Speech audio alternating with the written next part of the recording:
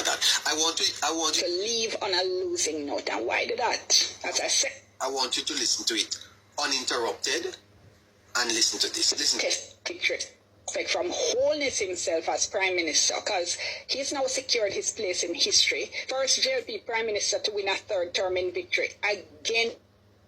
The odds, I think it highly likely that Holness might step down during this term in office. He has nothing left to prove. He's done everything he wanted to do. He's won that third term. He's also made significant improvements. He can point to all kinds of improvements in Jamaica, improvements in crime. Murders are down. He can point to infrastructural work. He can point to records like the lowest unemployment rate that we've recorded in Jamaica's history. So yeah, he has all these achievements.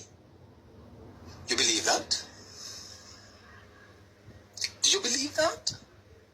This is the same Dion Jackson that you saw at the debate? Not one question that spoke to the government's achievements. But she come here now, reeling them off her tongue, as if she's all of a sudden a convert. Friends like these, I don't want to have them. I don't want them. Friends like these, I don't want them.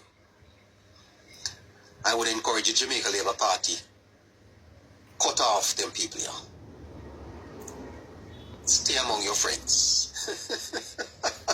Somebody's asking me if to say something about Nationwide. Why?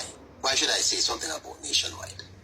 Yes. All of a sudden, the Prime Minister, he has these record achievements.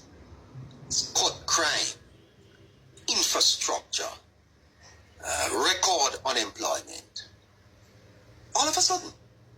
But when you had the opportunity to highlight them on your program, and at the debate, to commend the Prime Minister, you're a journalist. You can frame your question.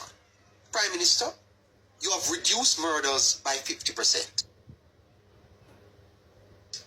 But there still exists in the society significant amount of crime.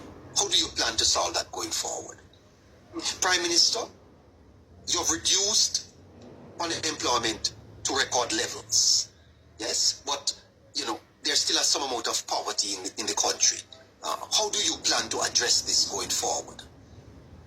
That's a question that you could give to the Prime Minister. The Prime Minister would love a question like that. Poor Holness on that stage was bowled no softball. Every ball that was bowled at Holness in that debate, he had to be defending every one of the questions.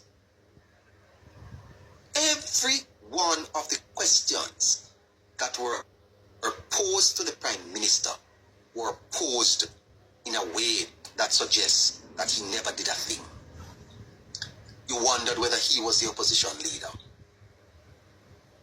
And here we have the ace journalist, they call her, ace, talking about how well Holness has performed.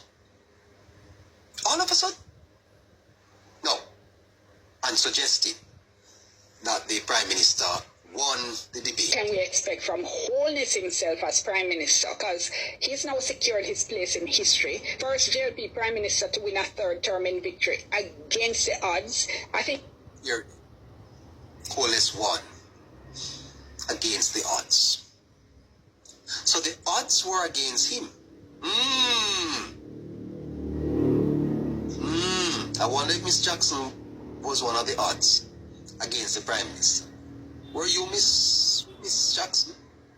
Dion Jackson, were you one of the odds against the Prime Minister that he beat to win the election?